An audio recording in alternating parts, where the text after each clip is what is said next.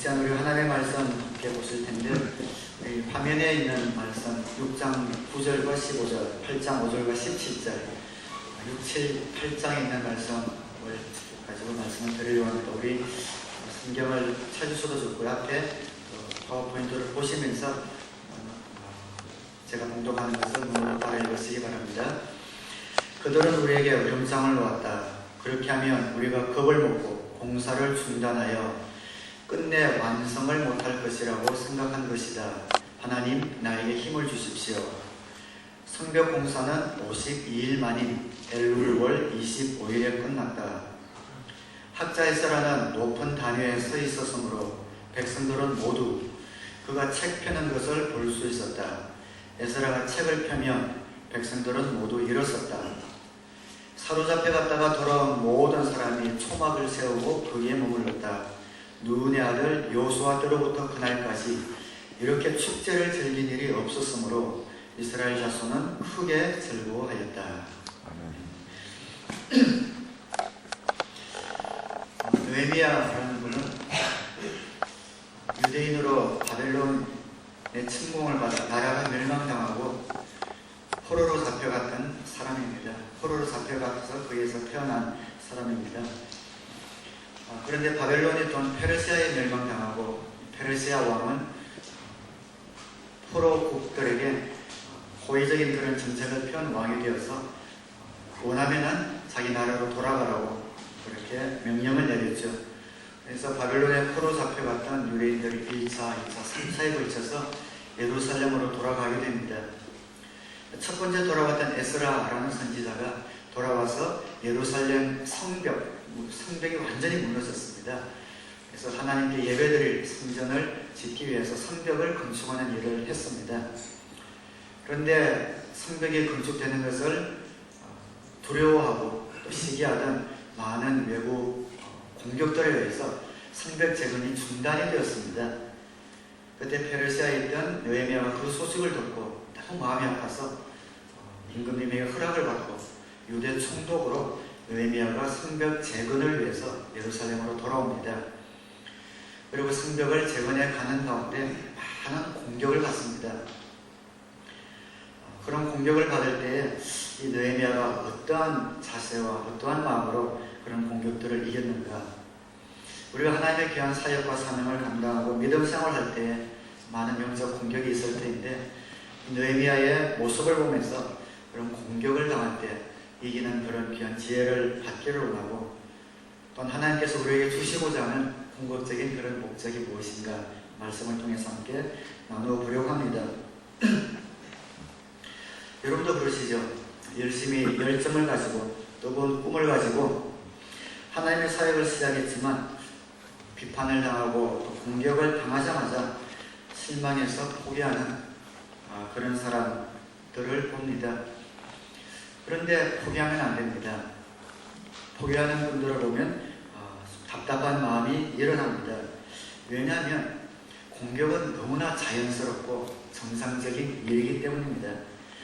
주님을 위해서 큰 일을 하려면 반드시 비판과 공격이 있기 마련인데 마치 당하지 않아야 될 일을 당한 것처럼 놀라고 이상해한다면 그것이 잘못된 겁니다. 주님의 귀한 사명을 감당할 때 반드시 나에게 크든 작든 영적 공격이 올 것이다 라는 것을 우리는 예상을 해야 합니다. 주님의 사역이 아니더라도 마찬가지입니다.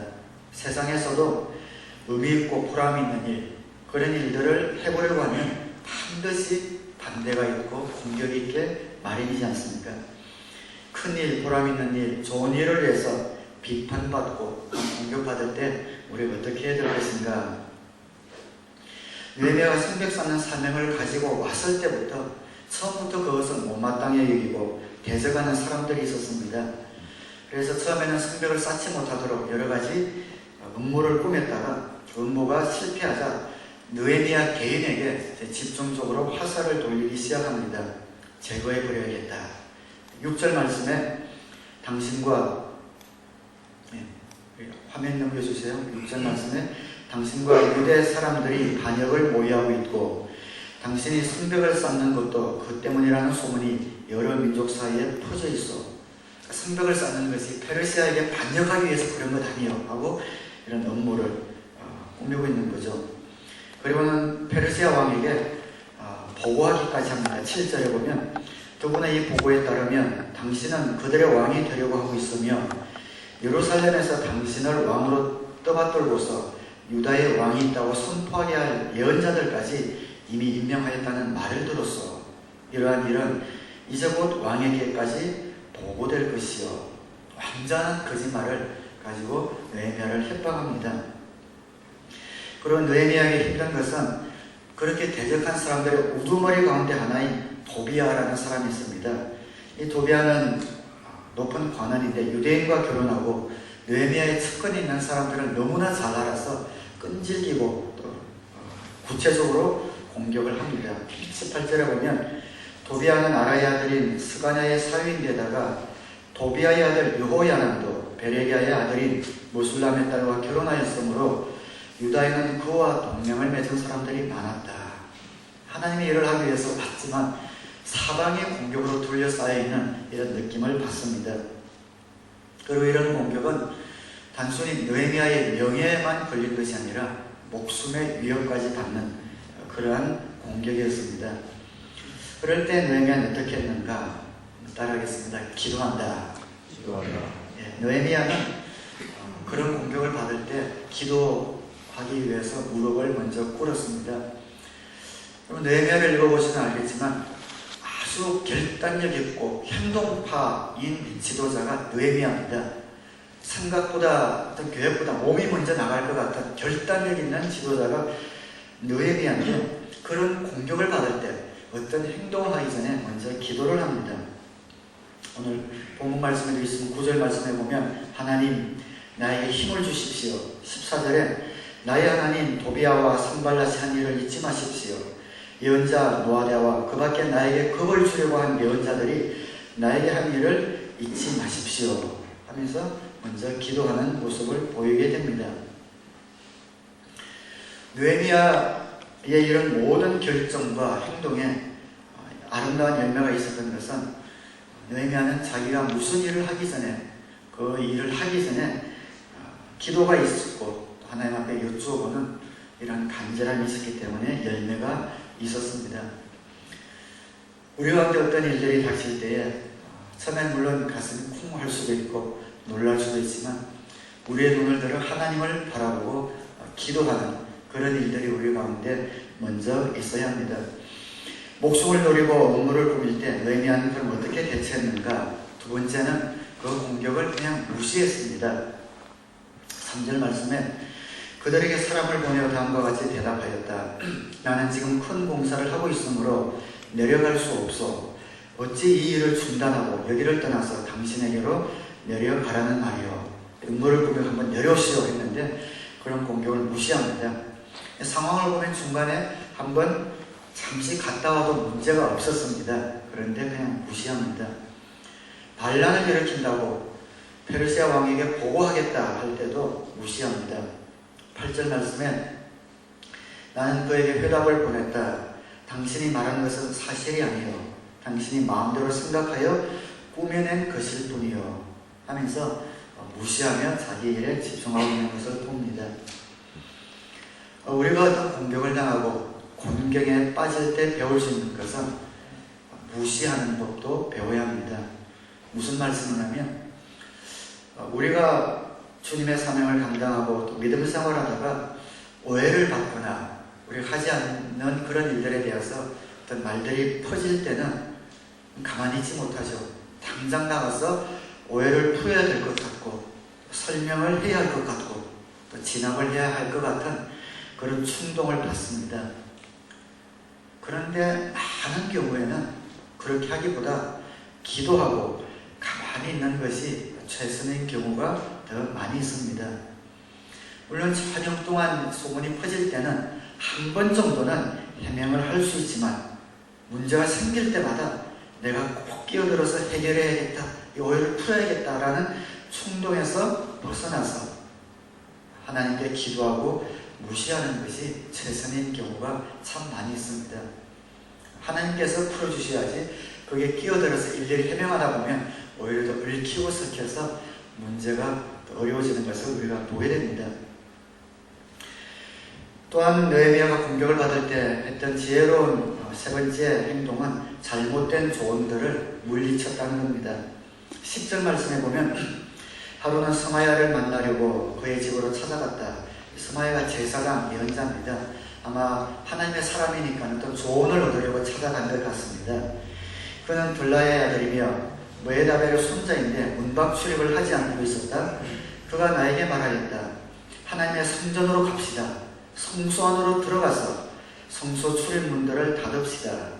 자객들이 그들을 죽이러 올 것입니다. 그들이 밤에 와서 반드시 그들을 죽일 것입니다. 하나님의 사람이니까 조언을 듣기 위한 목적을 가지고 찾아간 것 같습니다. 그리고 예언자이고 하나님의 사람이니까 자기를 얼마나 도와주겠는가, 얼마나 참 돌봐주겠는가 하는 느낌을 받고 갔습니다. 그런데 그 예언을 듣고 나서, 그 조언을 듣고 나서 느헤미야가 11절에 이렇게 대답합니다. 나는 대답하였다. 나 같은 사람들은 도망이나 당이란 말입니까? 나 같은 사람이 성소에 들어갔다가는 절대로 살아나올 수 없습니다. 나는 그렇게는 못합니다. 그 말을 듣자마자 느헤미야는 두 가지 이유 때문에 그 조언을 물리칩니다. 첫째는 이 성벽을 재건하는 지도자로 하나님이 자기를 세우셨고 모든 백성들이 자신을 따르고 있습니다. 자신이 지도자인데 무서워서 성전 안에 들어가 숨었다 이러면, 목숨이 무서워서 숨었다고 하면 백성들의 사기는 당장에 떨어질 겁니다. 두 번째는 성전에는 제사장만 들어갈 수 있도록 되어 있습니다. 자기가 아무리 지도자이긴 하지만 아직 자기가 제사장이 아닌데 그 말을 듣고 성전에 들어가 오히려 하나님의 그런 진노를 받으면 어떻게 하나라는 그런 두 가지 이유 때문에 거절을 하게 됩니다. 그리고 그 거절은 결과적으로 맞는 거절이었습니다. 우리도 마찬가지입니다. 우리가 공경에 빠지고 어려움에 빠지고 또 공격을 받을 때에 사람들에게 귀를 기울일 때가 많습니다. 그래서 어떤 사람이 나를 도와주는 것처럼 귀를 기울이고 또 거기에 솔깃할 때가 참 많은데, 그럴 때에 정말 지혜롭게 분별력 있게 조언을 잘 받아들여야 합니다. 파멸을 가지고 오고 오히려 손해를 가지고 실패를 가지고 오는 그런 조언들이 있기 때문입니다. 어떤 조언이 그런 조언인가? 하나님의 뜻에 어긋나는 것이죠. 우리가 아무리 어렵다 하더라도 하나님의 뜻에 어긋나는 그런 조언은 물리쳐야 합니다. 우리 이민 와서 제일 급한 것이 신분 문제 아닙니까? 신분 문제로 공경에 처할 때 누가 와서 영주권을 주겠다 하는데 조금 들어보니까 불법입니다. 그러면 너무 급하기 때문에 그럽시다 이럴 수 있는데 그러면 안 된다는 겁니다. 우리가 정말 어려움에 처했을 때 사람이 못 도와줍니다. 하나님이 도와주셔야 합니다. 그런데 우리가 불법한 일을 하고 있으면 하나님이 도와주시고 싶지만 도와주실 수가 없습니다. 우리가 불법 가운데 있으면 하나님의 손길, 하나님의 도움을 받지 못합니다. 일은 해결 안 되고 더 꼬이게 됩니다. 우리를 정말 도와주실 수 있는 분, 우리가 공경에 처했을 때 우리를 건져주실 수 있는 분은 하나님밖에 없습니다. 그래서 하나님께서만 나를 도와주실 수 있다면 어떤 잘못된 조언들, 하나님의 뜻에 어긋나는 그 유혹에 넘어가지 않고 우리는 우리 자신을 지켜야 합니다. 가게가 너무 안 됩니다. 그냥 누가 찾아와서 이 물건 팔아보시오 하는데 다 가짜 물건입니다. 너무 힘들어서 좀 팔고 좀 편편히 풀리면 어떻게 하지 했다가 덥석 물었다가는 일이 더 꼬이게 되는 것이죠. 우리의 도움은 어디서 오는가? 하나님에게서 옵니다. 그런데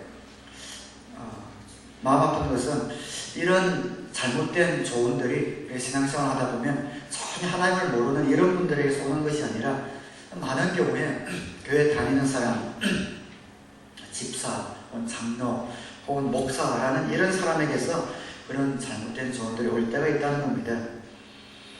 무엇을 가지고 우리는 판단해야 합니까? 12절 말씀처럼 나는 그때에 그가 하나님이 보내신 예언자가 아니라는 것을 알았다. 그는 도비아와 산발라셋에게 매수되어서 나를 해치는 예언을 하였다.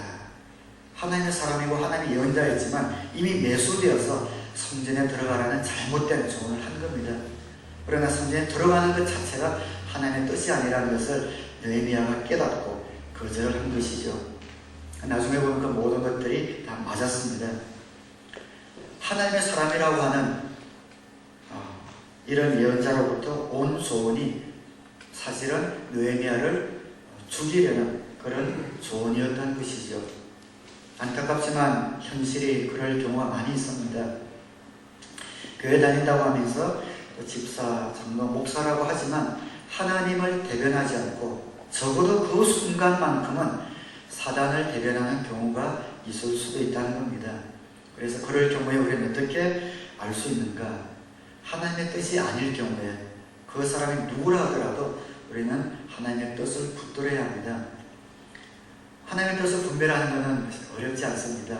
솔깃하지만 그것을 보면 거기에 법을 어긴다든지 하는 불법이 들어있다면 그 조언을 하는 사람이 누구이든지 그것은 하나님의 뜻이 아닙니다. 그럴 때 그 잘못된 조언을 물지 말고 물리쳐야 합니다. 어떤 경우에서 사방이 막혀있다 하더라도 저와 여러분이 하나님 편에 있다면, 하나님을 붙들고 있다면 그 모든 절망과 어려움 가운데서 하나님께서 하나님의 기막힌 방법으로 건져 주실 수 믿고 하나님의 말씀을 꼭 붙드시는 저와 여러분 되시기를 주님의 이름으로 축원합니다.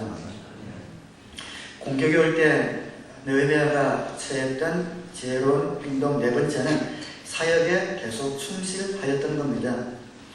성벽을 쌓는 목적을 가지고 왔는데 군대를 밤에 보내 무너뜨리겠다라는 정보를 느헤미야가 들었습니다. 그럴 때는 일 손을 그만두고 전부 다 무기를 들고 방어를 해야 될 것 같은데 느헤미야는 그렇게 하지 않았습니다. 계속해서 한 손에는 무기를, 한 손에는 기구를 들고 그 하는 사역을 멈추지를 않았습니다. 성 쌓는 일이 소홀히 되지 않도록 그 사역을 계속해서 했던 것을 보게 됩니다. 그 결과로 15절 말씀에 성벽 공사는 52일 만인 엘룰월 25일에 끝났다. 이 성벽의 사이즈가 보통이 아닙니다. 무너진 지 100년이 넘었습니다. 누가 봐도 수축할 수 없었던 이 성벽을 단 2달 만에 완전히 완성한 겁니다. 그래서 그 결과는 어떻게 되었는가? 16절에 우리의 모든 원수와 주변의 여러 민족이 이 소식을 듣고 완공된 성벽도 보았다. 그제서야 우리의 원수는 이 공사가 우리 하나님의 도움으로 이루어진 것임을 깨달았다. 그래서 그들은 기가 꺾였다. 이거는 사람의 힘으로 될 수 있는 것이 아니다. 온갖 동원할 수 있는 공격은 다 동원했지만 2달도 못 되어 그 성벽이 완성된 것을 보고 이 사람들은 정말 하나님이 돕는 분들인가 보다 하고 그들의 기가 꺾여버리고 말았습니다. 여러분, 주님의 사역을 할 때 공격이 있는 것은 너무나 당연한 일입니다. 역경이 닥치는 것은 너무나 자연스러운 일입니다. 비판하는 사람, 공격하는 사람 반드시 있습니다. 그런데 거기에 급급해서 오해를 풀기에 급급하고 나를 변명하기에 급급하고 또 상처받기에 급급하고 그러므로 말미암아 나에게 맡겨준 그 일을 소홀히 하거나 멈추다가는 공격하는 사람 목적대로 되는 겁니다. 그러나 어떠한 공격이 있더라도 앉아서 기도하고 또한 무시할 때는 무시하고 올바른 조언을 분별하고 할 뿐 아니라 하나님이 나에게 맡기신 그 사역을 묵묵히 그대로 충성하며 감당을 하고 있어야 합니다. 공격하는 사람이 있을 때 그것을 가지고 싸우지 말고 우리 사역에 성공하는 겁니다. 지금은 가정교회가 북미뿐 아니라 한국, 유럽, 선교지까지 확산되었습니다. 확산되어서 처음에 가정교회, 20년 전에 가정교회를 시작하고 한 거의 10년 동안은 사실 많은 교단에서도 고개를 갸우뚱하고 이게 뭔가 하고 비판도 많이 받고 공격도 많이 받았습니다.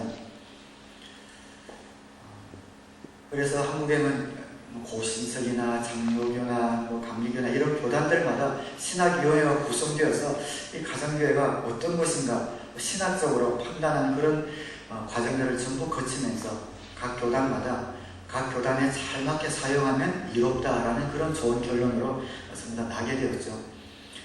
그런데 그 중간에 최은재 목사님이 하신 말씀이 기억에 남습니다.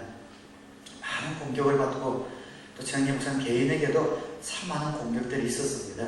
그때 최은재 목사님이 그런 고백을 하셨습니다. 이론으로 설득시키기보다 하나님 교회의 아름다운 모습을 보이려고 애썼습니다. 공격에 방어하려고 하기보다 하나님의 미랄이 되어서 섬기려고 했었습니다. 그런 고백을 하셨습니다. 이 느헤미야가 가졌던 그런 마음이죠. 그러면서 꾸준히 아름답고 건강한 교회를 세우는데 계속 매진하셨고 곳곳에 특별히 그 교단에서 그 목사님들이 가정교회를 하는 그 교단의 가정교회를 하는 교회들을 다 방문해서 그 모든 것들을 보면서 다 감동을 받는 이런 일들을 통해서 가정교회가 아름답게 정착되고 확산된 것을 보게 되었습니다. 사랑하는 여러분, 공경하는 사람이 있을 때 그것 가지고 싸우지 말고 사역에 성공하시기 바랍니다. 비판을 잠재울 수 있는 가장 좋은 방법은 하나님이 주신 사명, 하나님이 주신 그 사역을 성공시키는 겁니다. 하나님이 나에게 맡기신 사역을 충성하는 겁니다. 비판하는 입을 막을 수 있는 가장 좋은 방법은 바로 내게 맡겨진 사역에 충성하여 열매를 맺는 겁니다. 다른 어떤 것 없습니다. 시선 흔들리지 마시고 끝까지 버티셔서 여러분이 하는 그 귀한 영적인 사역에 어떠한 세상의 영적인 공격이 온다 하더라도 여러분의 사명에 충실하셔서 아름다운 열매 맺기를 주님의 이름으로 축원합니다. 성벽 공사가 이제 끝이 났습니다. 그리고 그 안에는 폐허가 되었기 때문에 느헤미야가 포로의 생활에서 돌아온 사람들을 거기에 이제 거주하게 합니다. 7장 전체는 지도자는 예루살렘에 살아라, 10분의 1은 또 예루살렘에 살아라고 그 사람들을 거주하게 하는 명단들이 7장 전체에 나와 있습니다. 그런데 성벽을 짓는 것이 목적이 아니라 제2의 이스라엘을 건국하는 것이 느헤미야의 목적이었습니다. 그래서 8장부터는 그들이 하나님의 말씀대로 바로 서는 나라 백성이 되기 위하여 하나님의 말씀, 계명을 가르치는 것이 8장 전체에 기록이 되어져 있습니다. 8장 2절에 보면 일곱째 달 초하루에 에스라 제사장은 율법책을 가지고 회중 앞에 나왔다. 거기에는 남자든 여자든 알아들을 만한 사람은 모두 나와 있었다. 단을 만들고 에스라가 하나님의 율법을 읽어주는 겁니다. 주위에 사람들을 많이 세웠는데 지금으로 치면 제사장과 레위, 평신도들 순서대로 사람들을 세웠습니다. 4절에 학자 에스라는 임시로 만든 높은 나무 단 위에 섰다. 그 오른쪽으로는 마띠랴와 스마와 아냐와와 우리야와 힐리야와 마아세야가 서고 왼쪽으로는 부다야와 미사일과 말기야와 하순과 하스반나다와 스가랴와 무술람이 섰다. 이때는 종교 어떤 센터가 두 개가 있었습니다. 하나는 성전, 하나는 예배하고 제사 지내는 곳이죠. 그리고 또 하나는 회당입니다. 이 회당은 하나님의 말씀을 읽고 듣고 가르치는 평신도가 핵심이 된 곳이 회당입니다. 그래서 에스라가 그 회당에 이제 전조 역할을 한 사람입니다. 한 문장을 읽으면 레위인들이 여기저기 있다가 그 백성들에게 계속 설명을 해준 것 같습니다. 8절에 하나님의 율법책이 낭독될 때에 그들이 통역을 하고 뜻을 밝혀 설명하여 주었으므로 백성은 내용을 잘 알아들을 수 있었다. 여러분들 아시다시피 구약은 히브리어로 기록이 되어 있죠. 그래서 히브리어로 기록되어 있는 구약을 읽어주면 이때는 페르시아에 포로로 잡혀갔다 왔기 때문에 그 시대 그 근방의 공용어는 페르시아의 아람어, 페르시아가 쓰는 언어가 아람어입니다. 아람어가 공용어였습니다. 그래서 히브리어를 에스라가 읽으면은 그 레위인들이나 이런 학자들 옆에서 아람어로 번역해 주었을 뿐 아니라 그 말씀을 해석까지 해주는 사람들이 생겨났던 것 같습니다. 그리고 이런 사람들이 나중에 예수님 시대의 율법학자들의 유래가 되었습니다. 하나님의 말씀을 읽고 그 말씀을 듣기만 했는데 그들 가운데 놀라운 회개의 운동이 일어나기 시작합니다. 9절에 보면 백성은 율법의 말씀을 들으면서 모두 울었다. 하나님의 뜻이 그런 것이었구나. 포로로 잡혀가서 70년 동안 하나님을 떠나서 살아왔던 이 유대인들이, 백성들이 하나님의 말씀을 듣자마자 하나님의 뜻이 바로 그것이었구나. 우리가 얼마나 불순종하며 하나님에게서 멀어져 살아왔는가. 그 말씀이 그들 마음속을 찌르면서 회개하기 시작합니다. 기독교 역사를 보면 기독교, 교회의 모든 부흥의 역사는 언제든지 회개에서 시작합니다. 회개에서 시작합니다. 참 얼마나 감격적이고 흐뭇하고 보기 좋은 모습입니까? 그들이 하나님의 말씀 앞에서 회개하며 울기 시작합니다. 그칠지 모릅니다.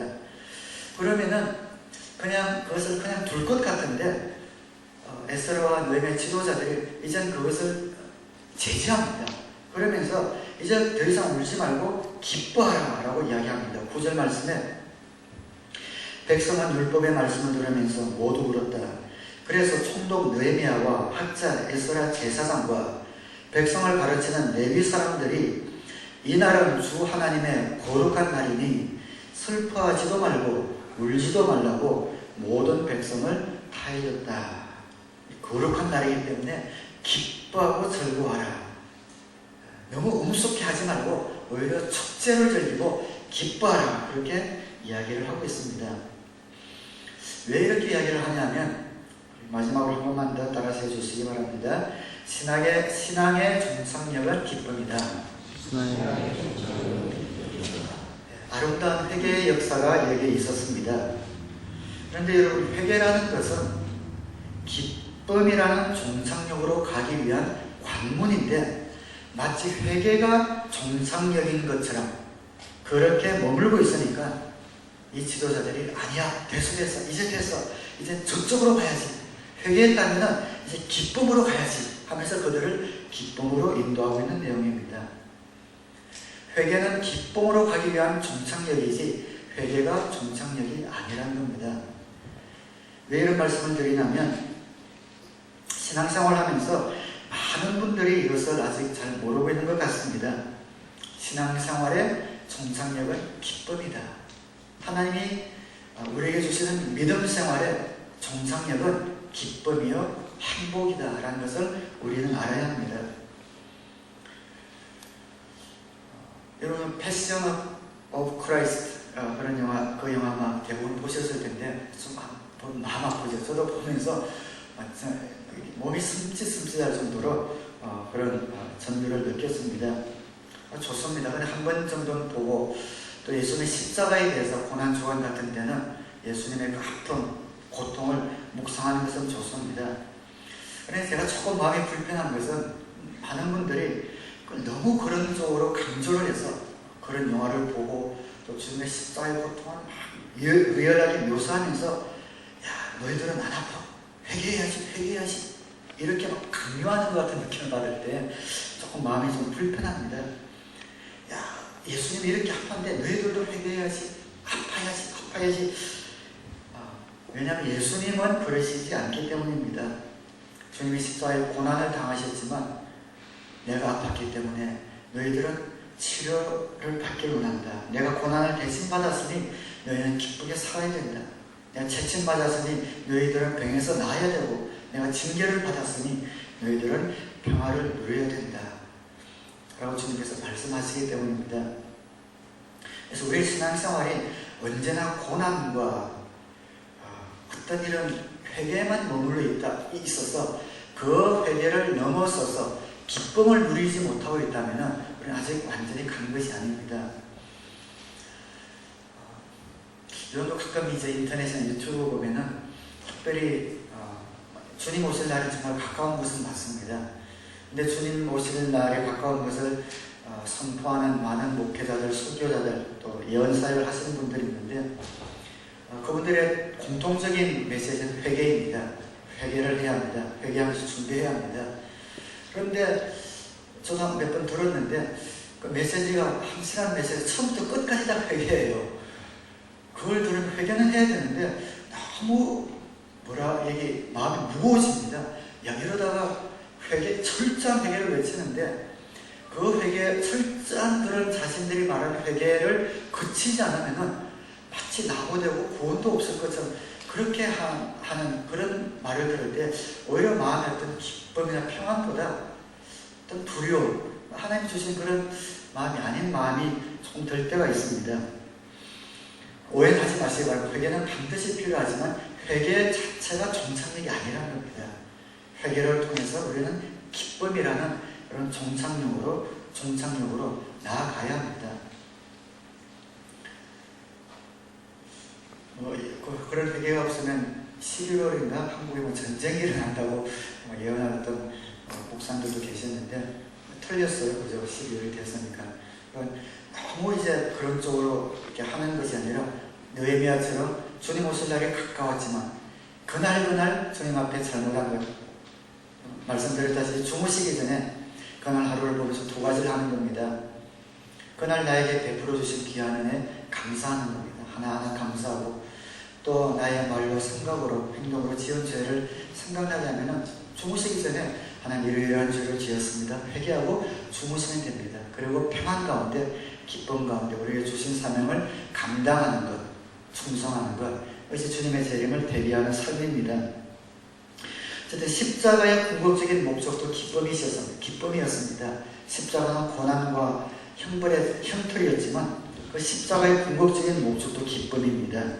히브리서 12장 2절에 보면 믿음의 창시자여 완성자이신 예수를 바라봅시다. 그는 자기 앞에 놓여있는 기쁨을 내다보고서 부끄러움을 마음에 두지 않으시고 십자가를 참으셨습니다. 십자가 고난 다음에 오는 기쁨이 종착역이라는 거죠.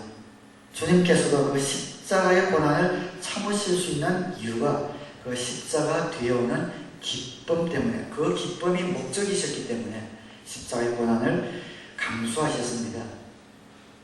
이 십자가를 내가 지게 될 때 흑암 가운데 붙들려 있는 그 많은 포로들을 빛의 나라로 하나님께서 옮겨주실 것이라는, 오고 오는 세대에 구원받을 그 영혼들, 그 기쁨들 주님께서 바라보시면서 십자가의 고난을 감수하셨습니다. 신앙의 종착역은 기쁨입니다.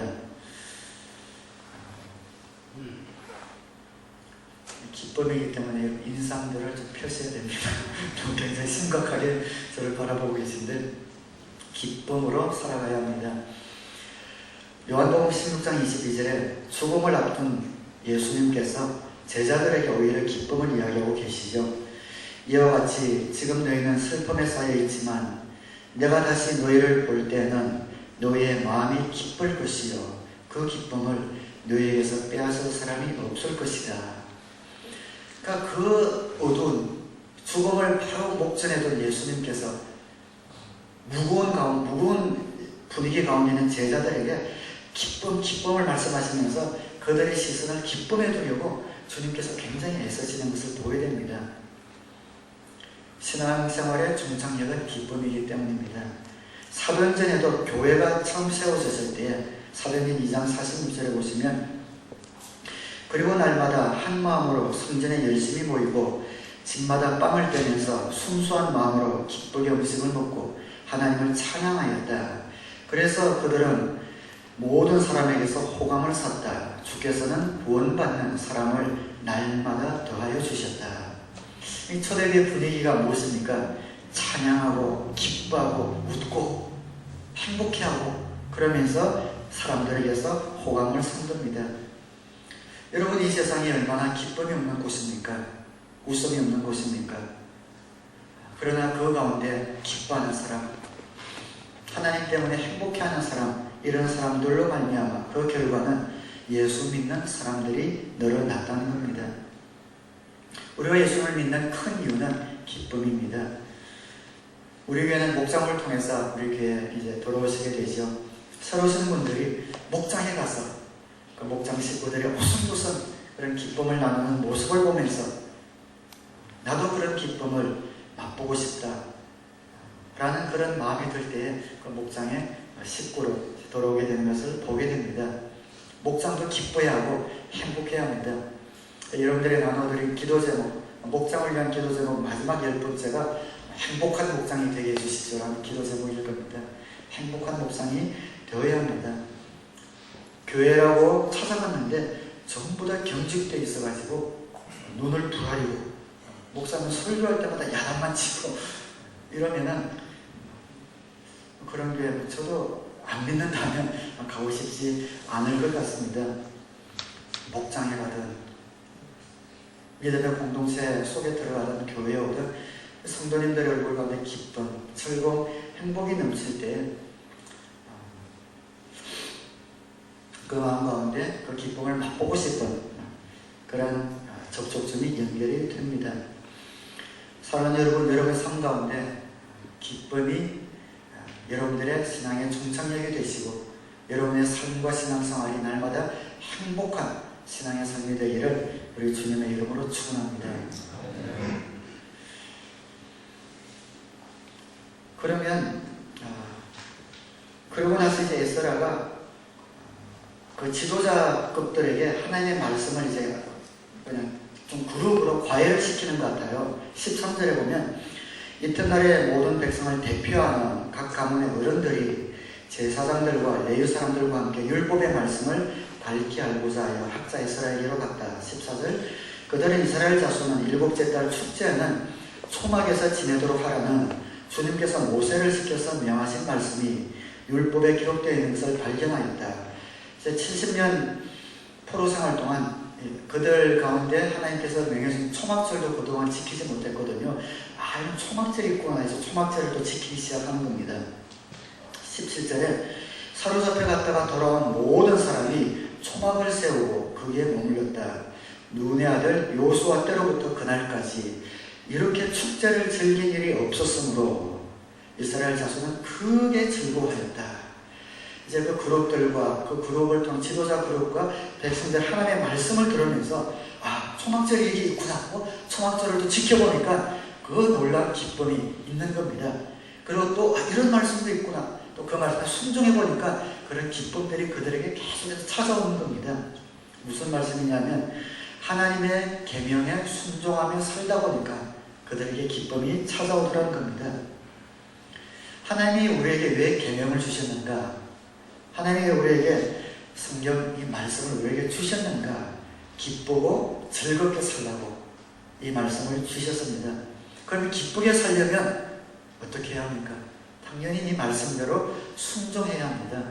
순종이 우리에게 기쁨을 가져다 줍니다.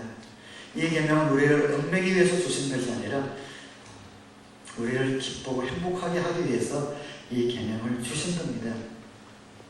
이 계명을 우리에게 기쁨으로 주셨는데 주일은 안식하라 하고 기쁨을 누리라고 주셨는데 부담으로 만들어버렸죠. 짐이 되어버렸습니다. 물질은 쓰라고 우리에게 주신 것이고 물질은 쓰라고 보는 것입니다. 그렇다면 하나님이 주셨다라는 믿음의 표시로 11조를 드려서 나는 물질의 노예가 아니라 즐기라고 주신 것이다 라는 표시인데 또 부담으로 그렇게 만들어 버렸습니다. 주님 주신 사역도 마찬가지입니다. 우리 8, 90년 지나서 영원히 가게 될 영생을 위한 상급을 쌓는 기회로 주셨는데 그래서 충성하라 주님께서 기쁨으로 주셨는데 이것을 짐으로 만들어 버린 거죠. 그래서 기쁨을 누리지 못합니다. 우리에게 주신 주일, 우리에게 주신 가족, 우리에게 주신 일, 사역, 물질 모든 것은 주님의 뜻대로 사용하면 우리의 기쁨을 가져다주고 상급을 주는 겁니다. 인생의 종착역은 기쁨입니다. 왜 하나님이 계명을 주셨는가? 기쁘게 살라고 주셨습니다. 왜 사명을 주셨는가? 기쁘고 보람있게 살라고 주셨습니다. 많은 성도님들이 안 기뻐야 신앙생활 잘하는 것으로 착각하는 분들이 많습니다. 아주 엄숙하고 경건하고 거룩한 이렇게 폼을 잡아야 신앙생활을 잘하는 것처럼 착각하고 있습니다. 아닙니다. 우리 신앙생활은 자유와 믿고 기뻐야 합니다. 주님 말씀대로 사는 그 기쁨이, 자유함이 우리 가운데서 넘쳐나야 합니다. 그래야 전도가 되지요. 경직되고 힘들어하는 그런 모습을 가지고 전도하기는 힘듭니다. 사역이 힘든 것 같지만 여러분 기쁨을 하고 있지 않습니까? 사역을 놓아버리면 편하긴 합니다. 그런데 기쁨도 함께 없어집니다. 참 이상하지요. 그런데 이런 기쁨이 종착역이라고 한다면 우리가 지나쳐야 할 관문이 하나 있는데 그것은 바로 회개입니다. 왜 기쁨이 없는가? 회개는 종착역은 아니지만 기쁨을 누리기 위한 관문이면은 틀림이 없습니다. 그래서 회개라는 관문을 통과해야 합니다.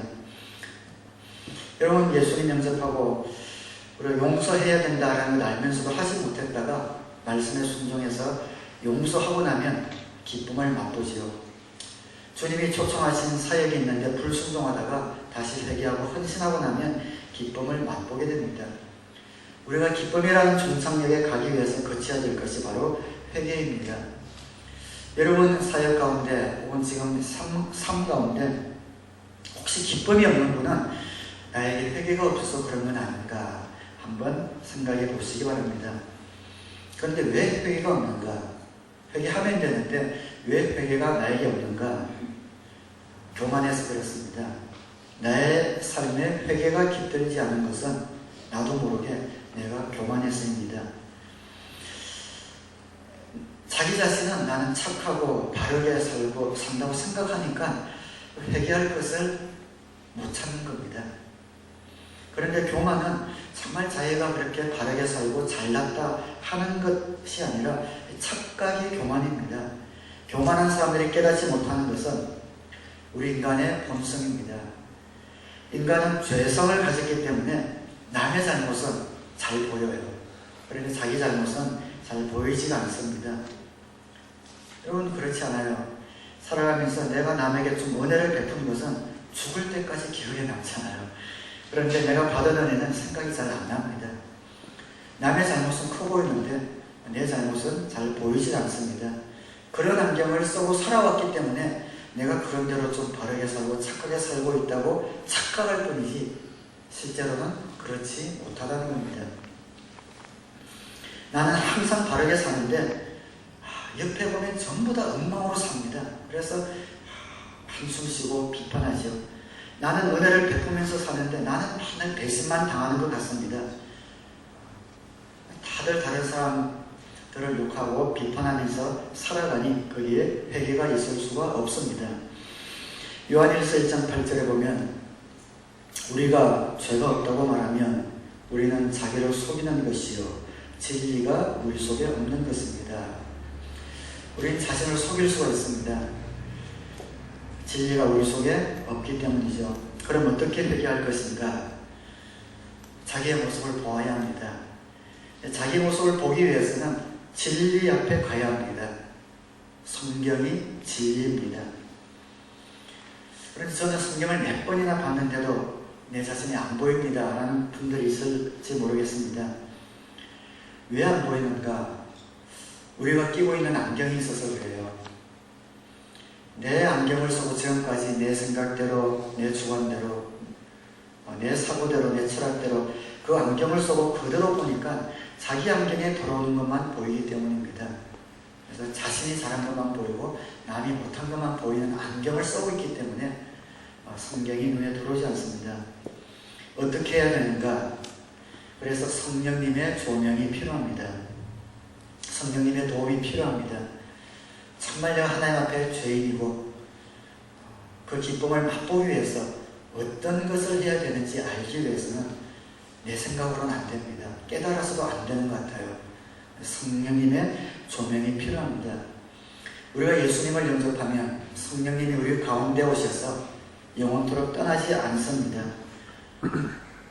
그래서 여러분 가운데 기쁨이 혹시 사라져가고 있는 분이 있다면 나에게 회개가 없어서 그렇구나.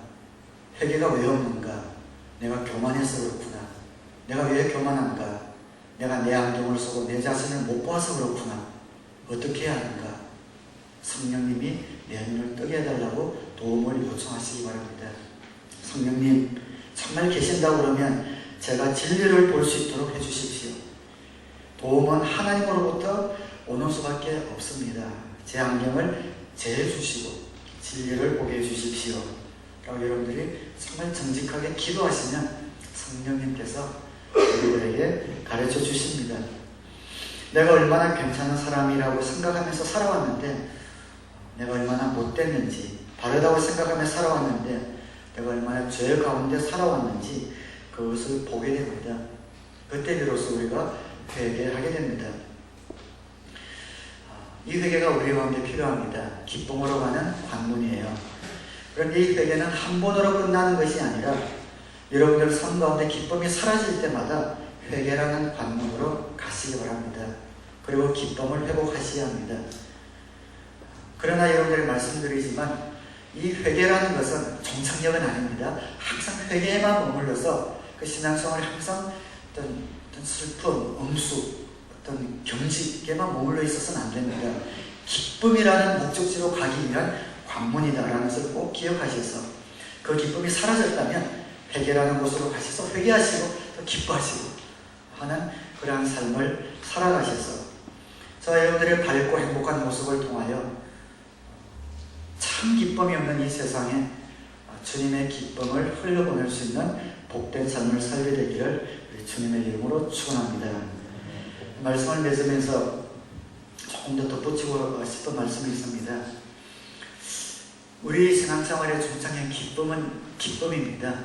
그렇지만 기쁘다고 해서 항상 기쁜 것은 아니지 않습니까?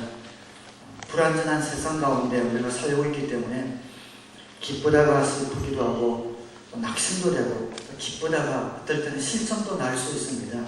기쁘다가 피곤하기도 하고 탈진하기도 합니다. 정상입니다. 그럴 때 여러분들이 꼭 기억해야 되실 것은 우리 크리스찬들의 기쁨은 기쁘다가 가끔 낙심도 되고 또 실망도 되고 주저앉기도 하고 그러기는 하지만 우리의 기본은 기쁨이다 라는 그림을 여러분들이 꼭 붙드셔야 합니다. 우리 신앙생활의 근본과 그 기본은 기쁨이다. 이 기쁨 매일 후후하고 살 수 없지 않습니까? 가끔가다 실망도 되고 짜증도 나고 실점도 나지만 우리의 근본, 그 기초는 하나님의 자녀의 삶의 기본은 기쁨이다라는 그 그림을 꼭 붙들고 있기 바랍니다. 그래서 내 삶 가운데 기쁨이 사라질 때마다 회개라는 관문으로 가서 기쁨을 회복하시면 되는 겁니다. 이것이 하나님의 자녀와 세상 사람들과의 큰 차이입니다. 세상 사람들도 기쁨이 있습니다. 그러나 항상 갈등 가운데 있다가 사실은 가끔 기쁜 겁니다. 영적으로 거듭나기 전에는 참 기쁨을 가질 수가 없습니다.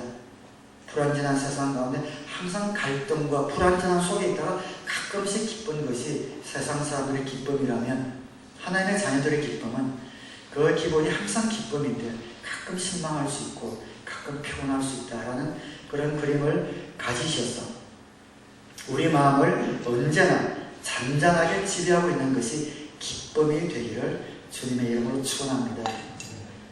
눈물 흘릴 때도 있습니다. 갈등이 있을 때도 있습니다. 피곤할 때도 있습니다.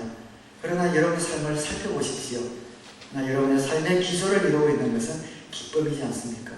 가끔 힘들고 어렵고 짜증나지만 그러나 주님으로 인한 그 기쁨이 여러분들의 삶의 기초를 이루고 있는 것, 그것이 저와 여러분의 축복입니다. 그 기쁨을 놓치지 마시고 그 기쁨과 행복을 통하여 여러분이 속한 모든 목장에 참 기쁨을 모르는 분들에게 참 기쁨을 흘려보낼 수 있는 한 분 한 분 되시기를 다시 한번 주님의 이름으로 축원합니다. 기도하겠습니다.